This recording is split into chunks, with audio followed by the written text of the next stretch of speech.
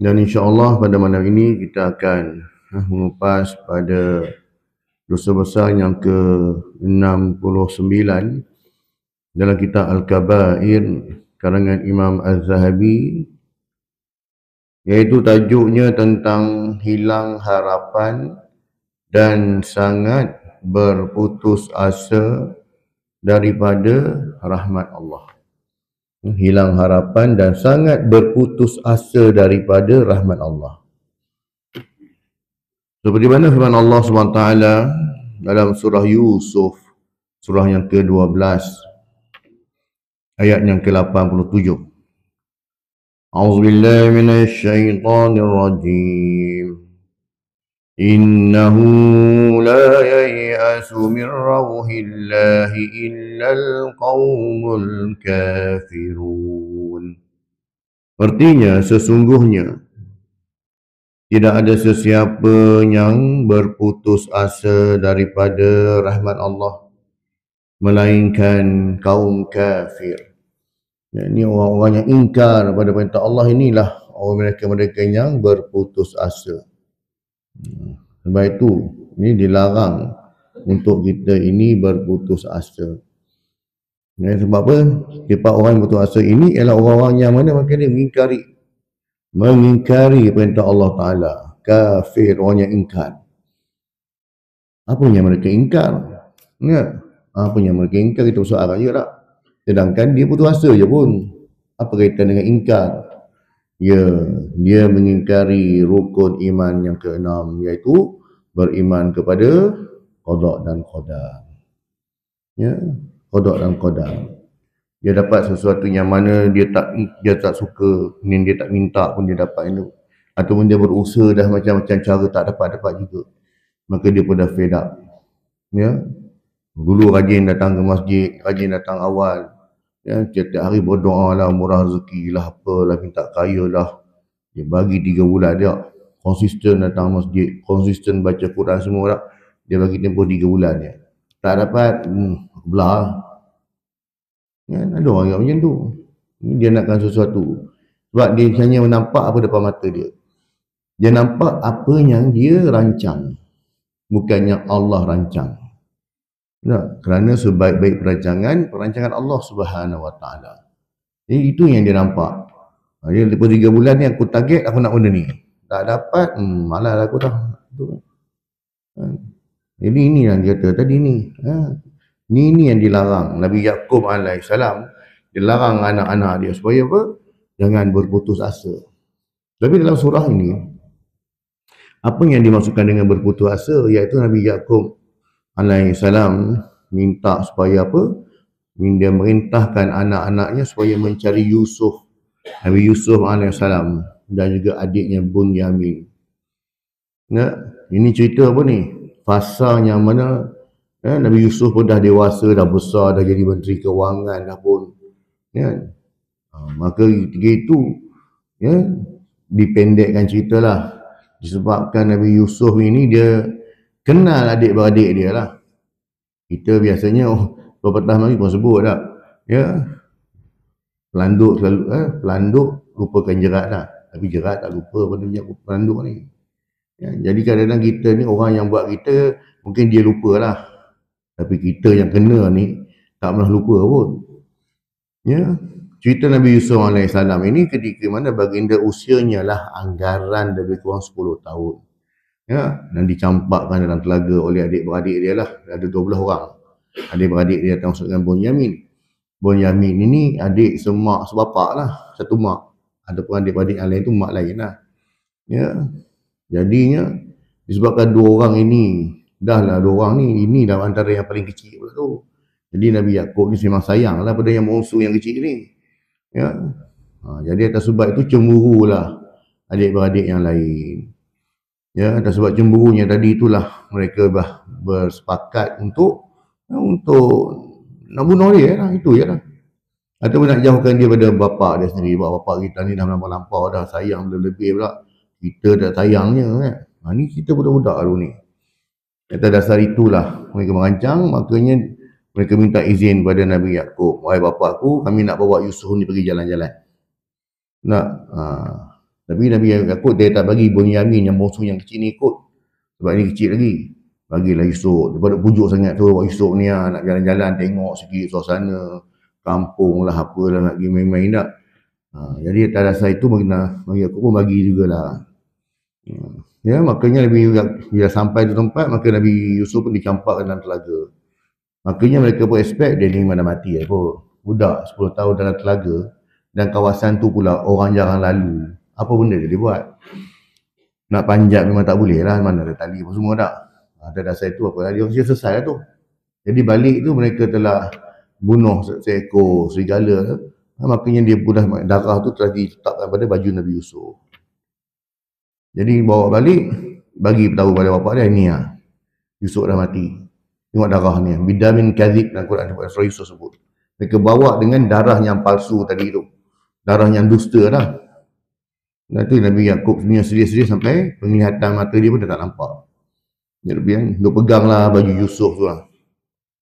Dan sampai lagu besarnya, makanya pendekkan cerita, ketika mana peristiwa yang 7 tahun pertama, ya, tanah Mesir itu subur, 7 tahun yang kedua, tanah Mesir kering kontang, kan, yang Nabi Yusuf bagi idea pada raja ketika itu supaya apa, 7 tahun pertama ini bila dalam mimpi raja tersebut kita dapat hasil, kita tuai kita simpan stok untuk 7 tahun akan datang, supaya bila datang 7 musim kemarau nanti kita dah ada stok, kita tak risau. Nah, jadi 7 tahun pertama tu kumpul dah stok. Dah kumpul tu, masuk tajuk 7 tahun kedua, makanan dah habis, rakyat dah ada makanan, maka mereka pergi ambil lah makanan tu daripada pemerintah lah. Antaranya saudara-saudara Nabi Yusuf ni lah. Ambil minta menggandum kan, pergi ambil. Itu rasa itu. Jadi ketika ambil itu, begitu, ya. Maka Nabi Yusuf perasan, ini adik aku ni Bunyamin ni. Ya, dia Bunyamin ni adik aku ni.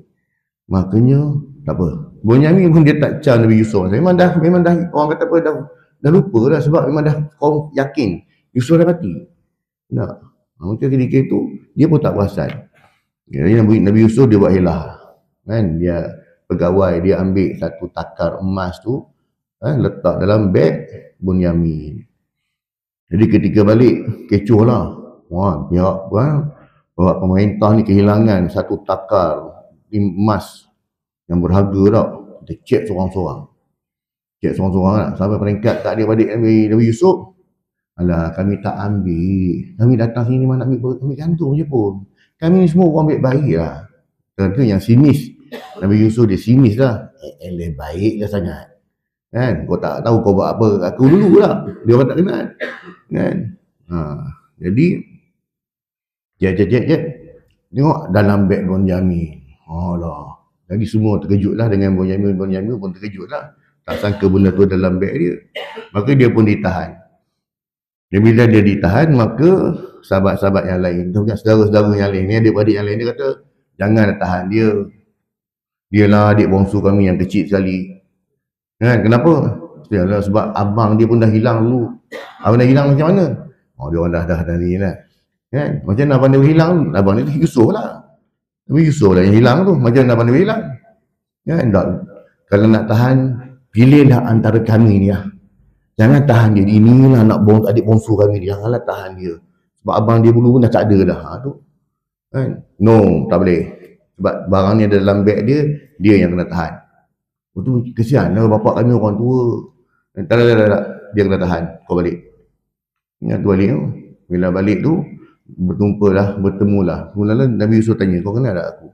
Dia cek macam kenal tak kenal. Macam kan, ini cerita berpuluh tahun kan tuan. Kalau Nabi Yusuf hilang 10 tahun yang lalu, budak-budak.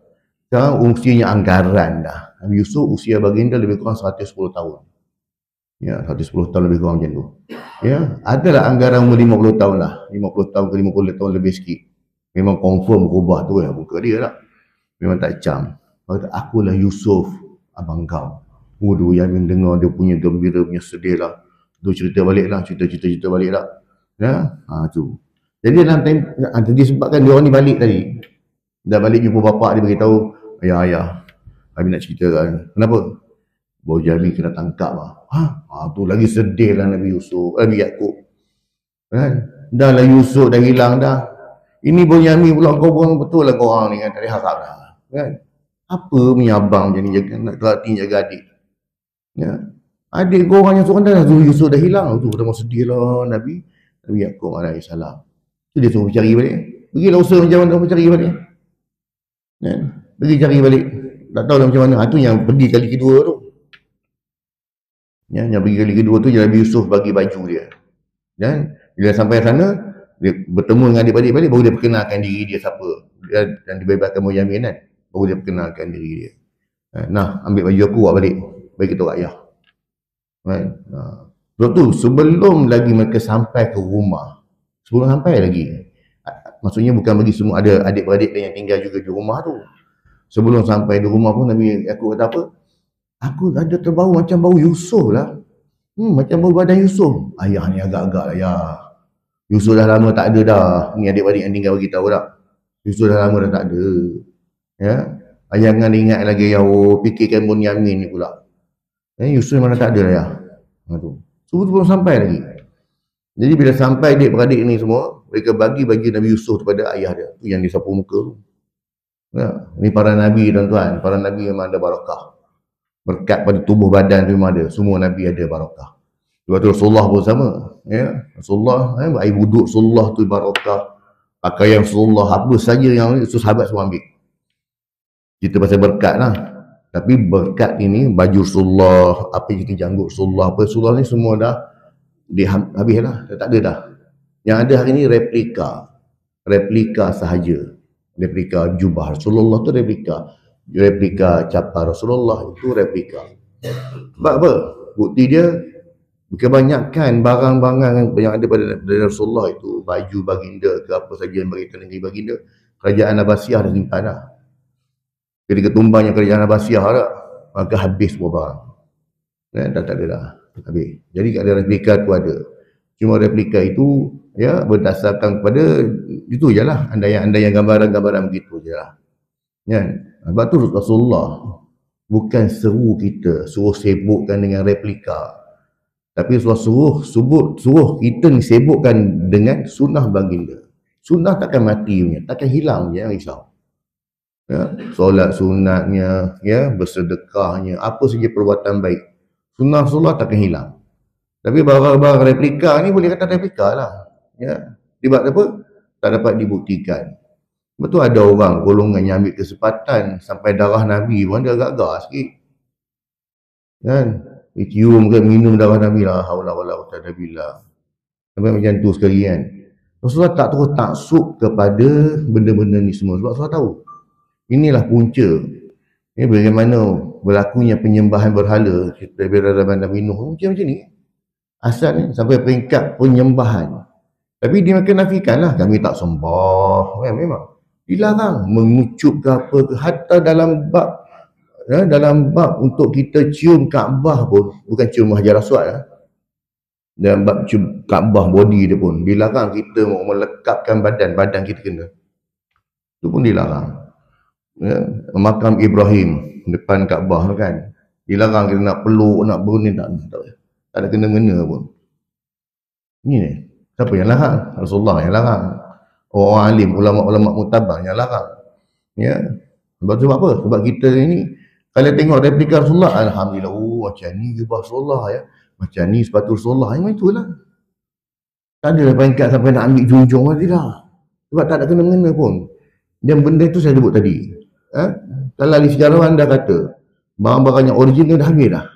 Zaman kerajaan Abbasiyah pun dah habis. Tumbangnya kerajaan Abbasiyah tu kebanyakan yang disimpan semua habis. Habis tuan-tuan Mongol dah campak habis dah, mana pergi dah tak dapat dah. Cuma hari ni atas dasar kemungkinan, atas dasar macam ni kot. Itu saja. Dia tak ada satu benda yang bersanad yang betul-betul inilah rupanya, tak ada. Ya, sebab tu kita tengok kalau sepatu Rasulullah macam-macam bentuk ada. Kalau saiz kaki Rasulullah yang didakwa tu macam-macam rupa ada. Sebab apa? Nabi tak ajar kita benda macam tu pun. Yang Nabi suruh amalkan sunnah baginda itu hidup. Dan itu memang ada ganjaran. Sampai kau mati kau amal, tak ada masalah. Tak ada isu pun, tak ada hal. Ya. Jadinya cerita tadi ni, larangan berputus asa. Jadi Nabi Yaqub bagi tahu pada anak dia, pergi cari juga. Jangan kau berputus asa. Sebab orang yang berputus asa ialah golongan orang-orang yang kafir. Ya, orang kafir yang mereka ni yang berputus asa ni. Ibn Katsir juga menegaskan bahawa ayat ini adalah nasihat Nabi Yaqub AS kepada anak-anak baginda lah. Dan jadi Alhamdulillah Allah Ta'ala, kalau kita baca surah Yusuf tuan-tuan, surah Yusuf lah satu-satunya surah yang lengkap, yang memperihalkan tentang diri seorang Nabi. Ya, diri seorang Nabi. Daripada baginda kecil, sampailah baginda remaja, dewasa, sampai masuk penjara. Lepas masuk penjara tu, tambah lagi dalam penjara, keluar penjara dan dilantik sebagai menteri, ya, menguruskan keuangan negara sampai peringkat paling tinggi. Ya. Maksudnya baginda ni dulu, bila zaman kanak-kanak, sampai peringkat baginda ni orang kata pernah hina lah. Sebab apa? Baginda masuk penjara kan, duduk dalam penjara tak, kemudian keluar balik. Baginda memilih penjara pun bukan sebab dia buat salah. Nabi Yusuf masuk penjara bukan sebab buat salah. Sebab apa? Nak bising-bising dan tak nak bagi pembesar ni malu. Kan cerita Zulaikha yang tarik baju dia dari belakang. Kita baca surah kan, dalam surah Yusuf. Nak elakkan benda ni sebab aku ni orang bawahan, tak ada apa-apa langsung. Aku ni ibarat debu je. Jadi nak tutup aib, tutup malu ni, apalah, masuklah penjara. Semuanya pembesar ni taklah maruah dia jatuh sangat. Itu je pun. Atas dasar itu, bukan ada salah apa pun. Kan, baginda memilih penjara yang masuk dalam penjara tu. Kan? Sebab atas dasar itu saja pun. Jadinya, bila masuk penjara ni, kurang-kurangnya aib pembesar itu tertutup sikit. Kan? Yusuf masuk penjara? Yelah. Buat benda tak elok. Rumah dia nak ni. Kan? Bukti dia masuk penjara. Jadi cover dia sikit. Bagi tak ada apa pun, tak buat apa pun. Ya. Itu. Jadi atas dasar itulah ya, dilarang untuk kita berputus asa. Ya, sebab apa? Sebab putus asa ini juga adalah sebahagian daripada al-kabair tadi lah. Dosa besar. Kenapa dosa besar? Sebab dia ada kaitan dengan akidah, dengan rukun iman kita, iaitu beriman pada qada dan qadar.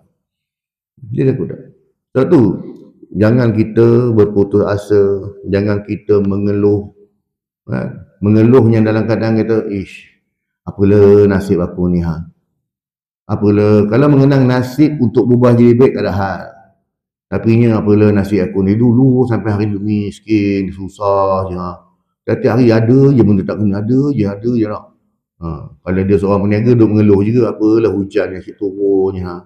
Aku nak buat ni pun tak boleh tu, tak boleh. Menyalahkan hujan pula. Sebenarnya dia bukan menyalahkan hujan. Kan? Dia nak marah pencipta hujan. Tapi takkan nak direct. Jadi simboliknya marahlah ke hujan.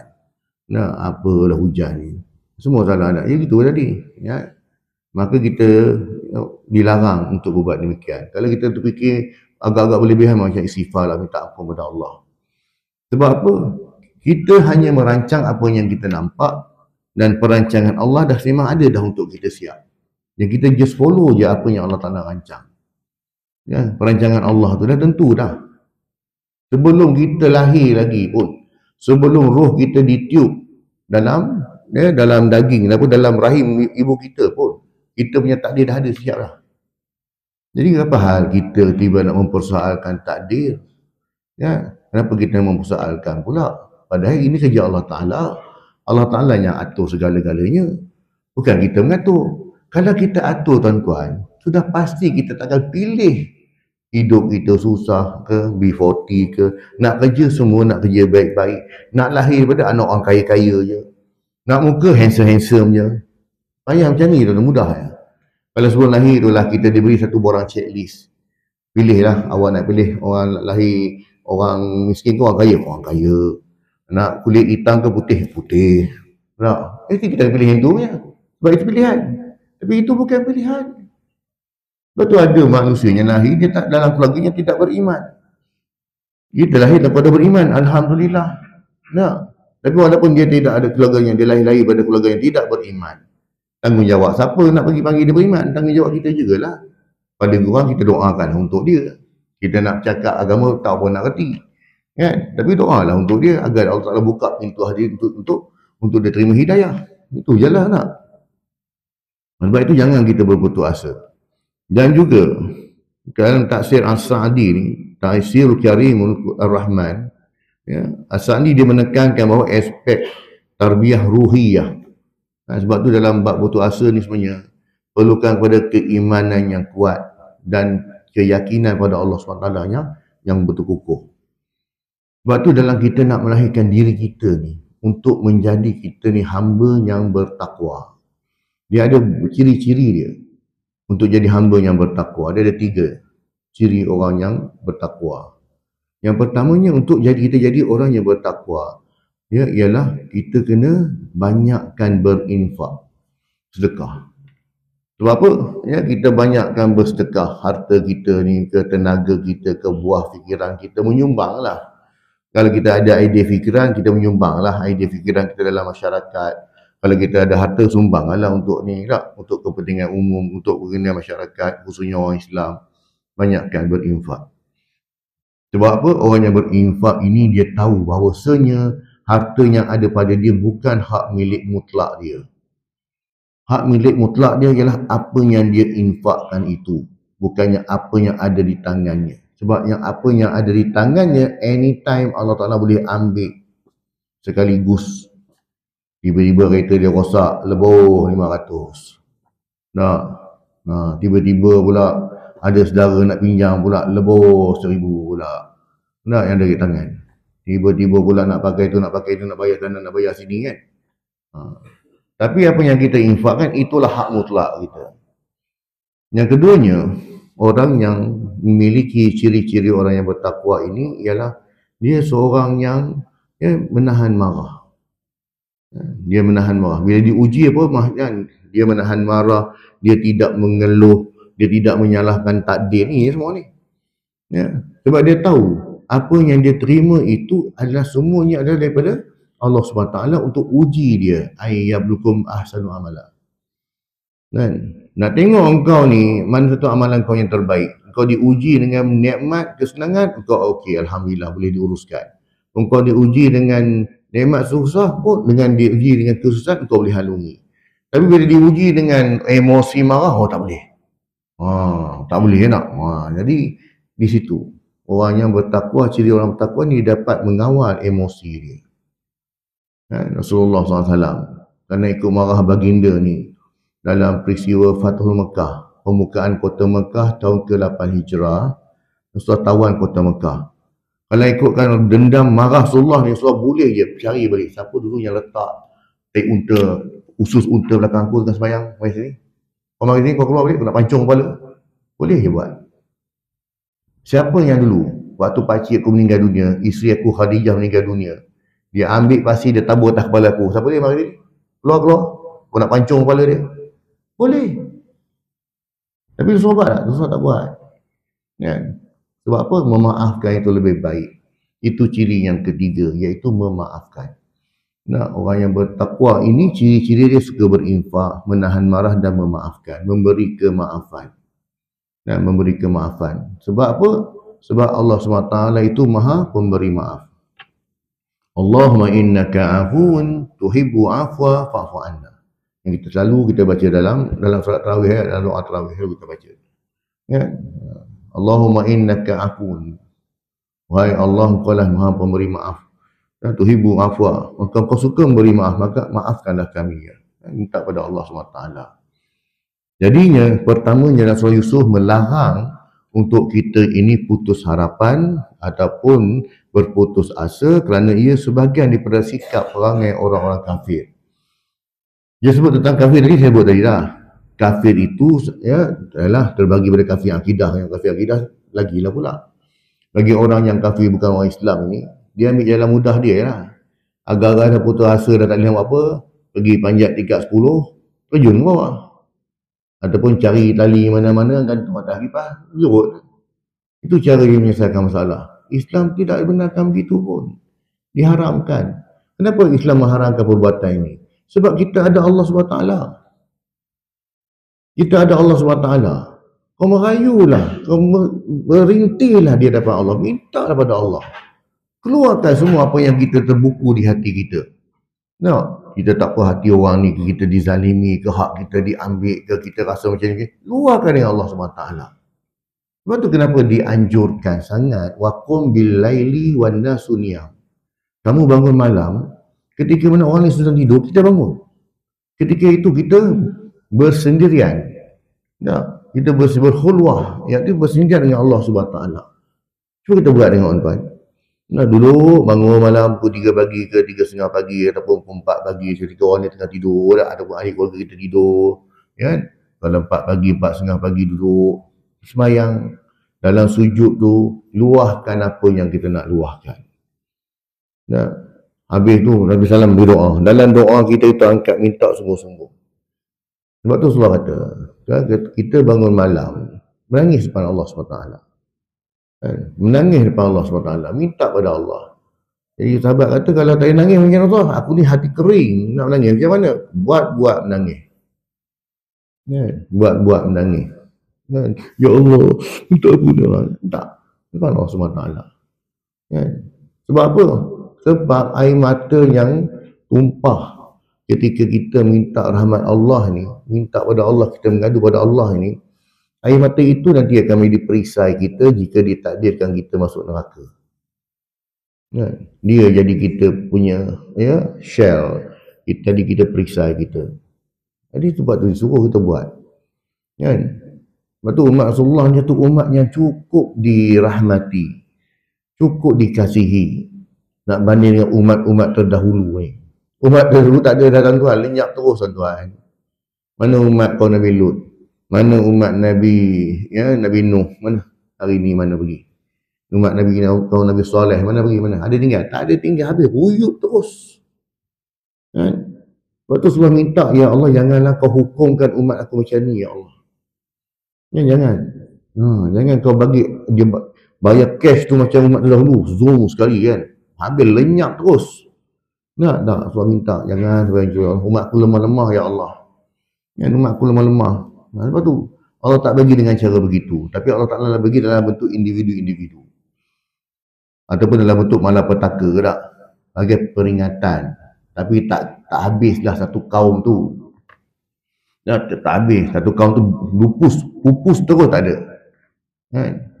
Kecuali ini Israel Natullah je hidup sampai hari ni. Supaya apa? Kita ambil contoh, jangan jadi macam dia. Jangan jadi macam orang Yahudi. Itu contoh. Allah Ta'ala bagi contoh hidup. Allah Ta'ala tak bagi kita contoh iblis dan juga syaitan sebab tak nampak. Dia benda gaib. Wala tattabi'u khutuwati syaitan innahu lakum aduwwun mubin. Betul lah. Jangan kamu ikut jejak langkah syaitan kerana dia adalah musuh kamu yang nyata. Musuh yang nyata macam mana? Nampak pun tidak. Tapi bila ulama terjemahkan balik, syaitan ni ada dua, daripada kalangan jin, daripada kalangan manusia. Daripada kalangan jin memang kita tak nampak lah. Ni daripada kalangan manusia ni. Lanatullah tu tak. Jangan ikut macam dia. Sebab apa? Bagi kita nampak. Contohnya nyata supaya jangan diikut. Adalah kita punya panduan kan. Rupanya ramai yang mengikut.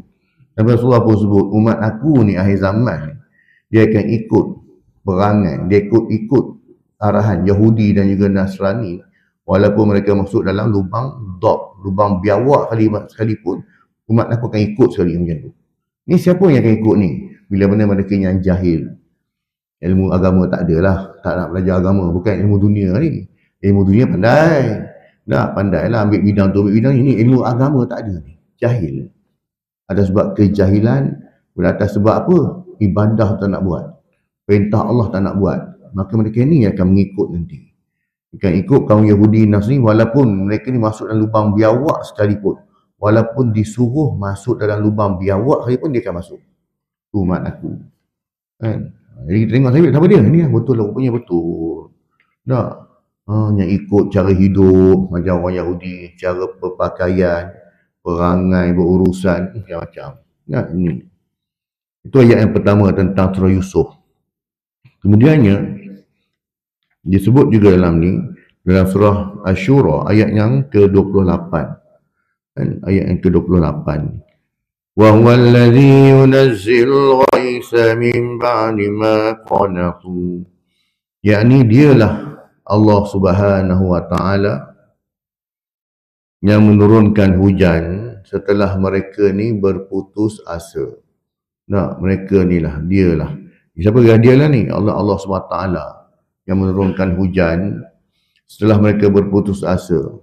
dan menyebarkan rahmatnya, dan juga dialah maha pelindung dan maha terpuji. Dalam ini, ulama beri tafsiran tentang ayat ini. Dalam tafsir Al-Jalalain, Allah Ta'ala menurunkan hujan setelah manusia ni dia berputus asa sebagai bukti bahawa rahmatnya datang setelah keputusasaan. Ya. Sebab tu bila mana hujan tak turun, apa yang kita buat?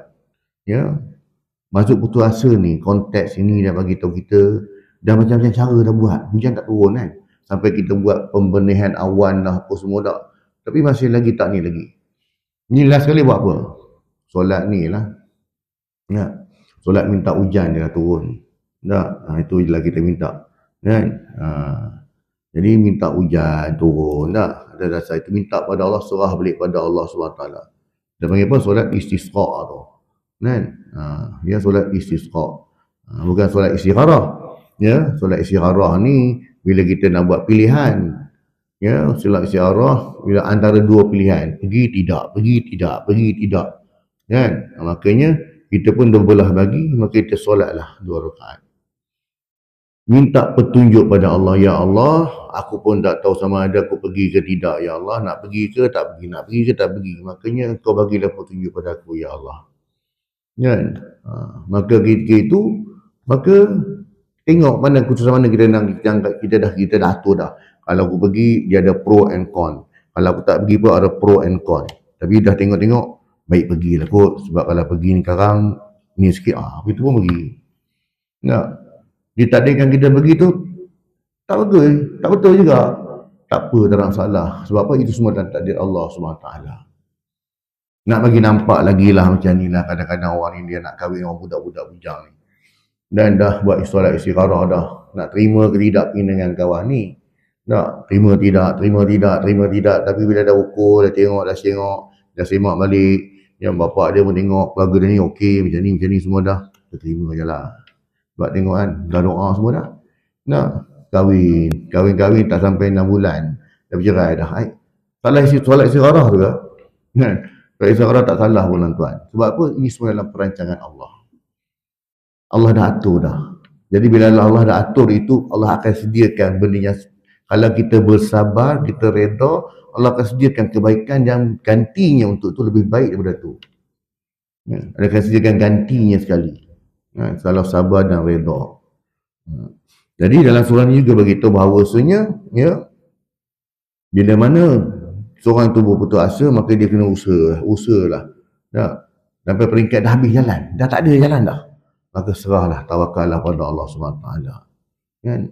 Sebab sebenarnya dalam ayat kita juga, sebenarnya hujan ini dia juga membawa rahmat.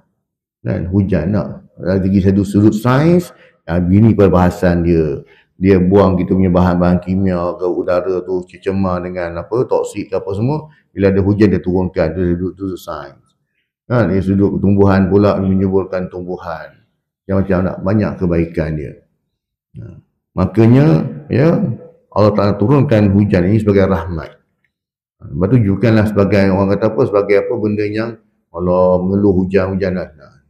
Kita kena ingat sebelum munculnya Dajjal nanti, maka bumi ini akan tak tahu berapa puluh hari, tak tahu berapa bulan kering kontang bumi ini.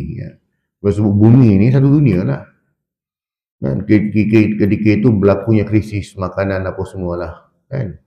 Ketika itu Dajjal akan turun. Urusan Dajjal ini bukan urusan kita. Urusan Imam Mahdi ini bukan urusan kita. Semua urusan Allah. Sebab tu hari ini ada kumpulan-kumpulan yang sesat lah usulnya. Duk sibuk nak cari Imam Mahdi.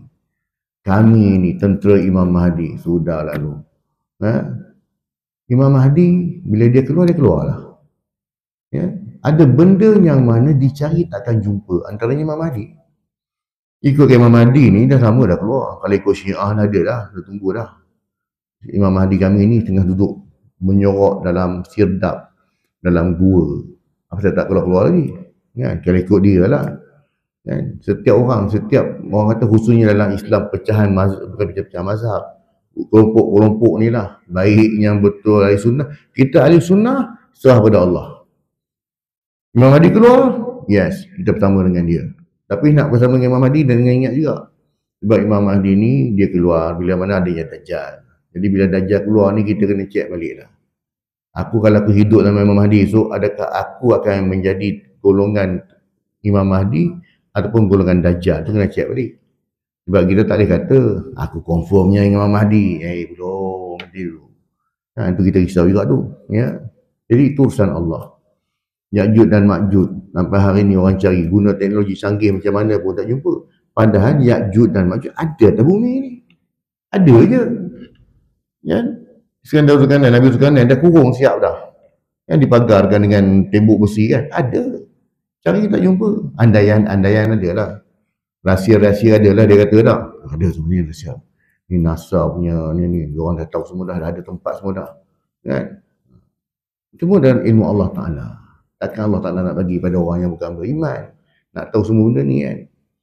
Cuma dalam ilmu Allah SWT. Jadi benda-benda ilmu Allah ni tunggu je lah. Tak, dia tunggu je. Bukan kerja nak mencari. Sebab cari tak jumpa pun. Kan?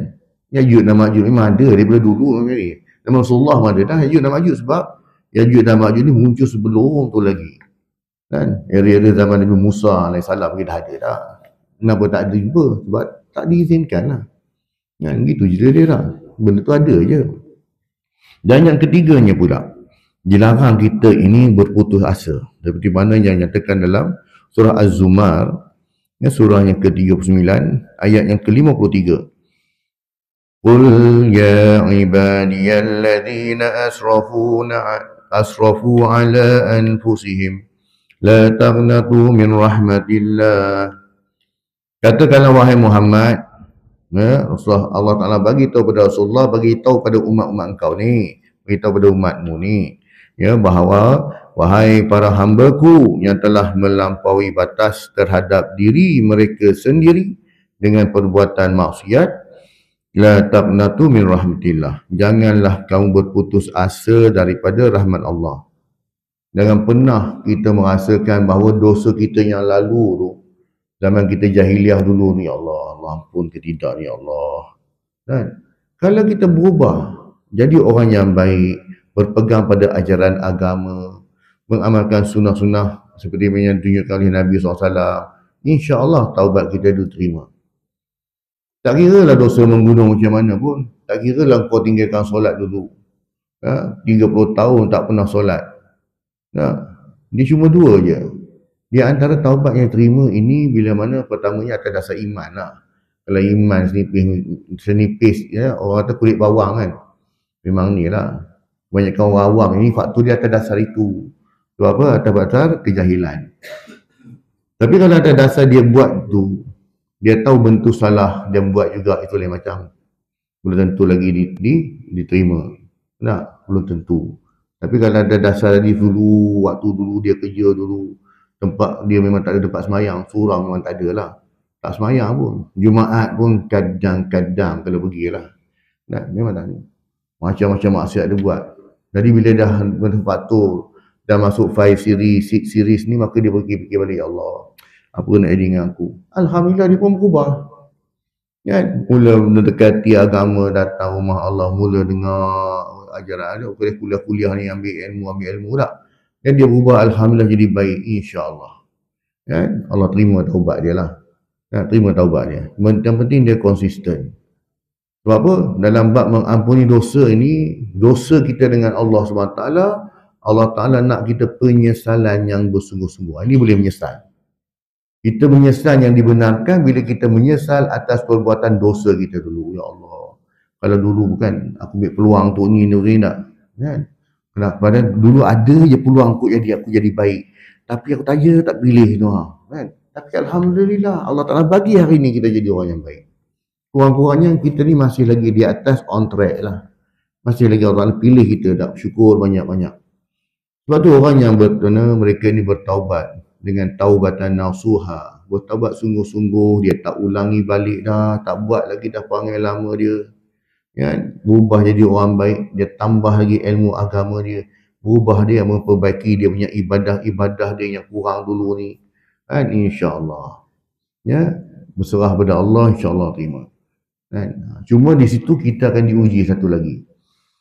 Ya, bila mana seorang tu dulu zaman jahiliah memang dia jauh pada agama, dan hari ni alhamdulillah dia ubah, dia jadi orang yang baik dekat dengan agama. Cuma di situ syaitan pun dia pandai nak tackle. Aku nak suruh dia masuk kumpulan-kumpulan ajaran sesat, tak dapat pula, rajin pula mari masjid. Bagaimana cara nak tipu dia ni? Dengan cara tu lah tadi, masukkan perasaan riak, bongkak, sombong. Dia mula tengok orang lah, aku dulu pun jahat juga, tak ada macam dia tu. Dia mula dah macam tu. Ni semua permainan syaitan ni, dipanggil talbisul iblis, perangkap dia. Jangan. Bila kita dah dalam keadaan kita dah alhamdulillah dah konsisten dengan agama, boleh datang rumah Allah, boleh duduk dalam majlis ilmu, apa yang kita kena tanamkan diri kita sifat tawaduk, merendah diri. Aku tak ada apa-apa, aku tak ada apa-apa, aku tak ada apa-apa. Dia lagi bagus, aku tak ada apa-apa kan. Aku pun fikir amalan aku ni Allah terima ke tidak, selalu fikir macam tu. Ya, bila datang perasaan kita membandingkan diri kita ni lagi bagus pada orang, kita fikir siap-siap, yang aku duk kata aku bagus ni, solat aku ni Allah terima ke tidak? Quran aku ni Allah terima ke tidak? Aku duduk dalam majlis ilmu ni Allah terima ke tidak? Kita persoalkan ni kita balik. InsyaAllah pula. Antum kita fikir, selamat. Tapi kalau kita rasa aku lagi bagus, tengok dulu dia ni teruk kan. Aku umur macam tu aku dah mari masjid. Dia dia jaga. Ini semua tipu daya iblis, syaitan yang begitu licik. Dia nak tipu kita lah, khususnya orang awam ni lah. Dia cara dia main dia macam tu lah. Membandingkan pula, padahal kepada kita tak setara mana pun. Tetapi cara dia main begitu. Jadi berhati-hati dengan tipu daya ni.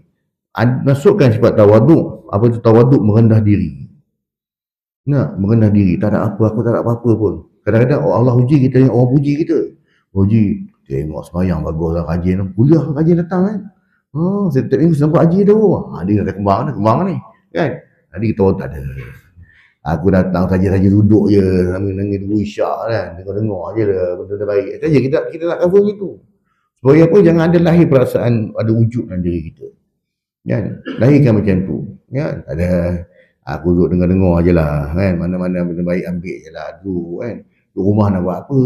Takkan nak main handphone tengok TikTok je kan. Mari duduk sini lah dengar tak. Supaya apa kita nak didik. Sebab apa? Ini tipu daya licik ini memang dia bila kita timbul dia perasaan sombong, ujub, habis amalan kita. Rugi kan tuan. Padahal kita dulu ni dah tinggalkan zaman jahiliah kita, berubah jadi orang yang baik kan, bukan jadi orang alim sangat pun, orang baik kan. Jadi orang yang soleh kan, orang yang baik. Tiba-tiba pula dimasuk dalam racun macam ni. Maka jadi berhati-hati. Sebab tu jangan kita pernah rasa putus asa. Kalau dulu zaman jahiliah kita dulu teruk sangat pun tak ada masalah. Yang penting kita minta taubat, minta ampun pada Allah SWT, berubah jadi orang baik. Seperti mana juga sahabat Nabi SAW, la yamutanna ahadukum illa wa huwa hasanuz zanni billah. Jangan ada sama sekali salah seorang daripada kamu yang mati melainkan dalam keadaan dia berbaik sangka dengan Allah SWT. Baik sangka. Jangan dia kata Allah Ta'ala tak terima taubat dia, Allah Ta'ala tak pandang, no. Bukan. Kalau kita ingat pada Allah, Allah Ta'ala akan ingat pada kita lah. Kan? Ya. Makanya ada dasar itu, maka banyaklah kita mengingati Allah SWT. Bertasbih, bertahmid, bertakbir, bertahlil. Berzikir lah maksudnya tak. Itu antara cara kita tak dekatkan diri kita pada Allah Ta'ala. Wallahu alam. Jadi alhamdulillah kita selesai mengupas tajuk dosa besar yang ke-69, dan insya-Allah pada kuliah akan datang kita akan mengupas pada dosa besar yang ke-70, iaitu kufur terhadap nikmat daripada orang yang berbuat baik. Orang dah bagi kita kebaikan, kita buat selek pula lah. Sungguhnya apa yang baik itu pada Allah SWT, sebarang kelemahan dan kekurangan, saya ampun dan maaf daripada kelemahan diri saya sendiri. Allah Ta'ala kurniakan kepada kita kefahaman dan juga kekuatan untuk kita amalkan dan sampaikan insya-Allah.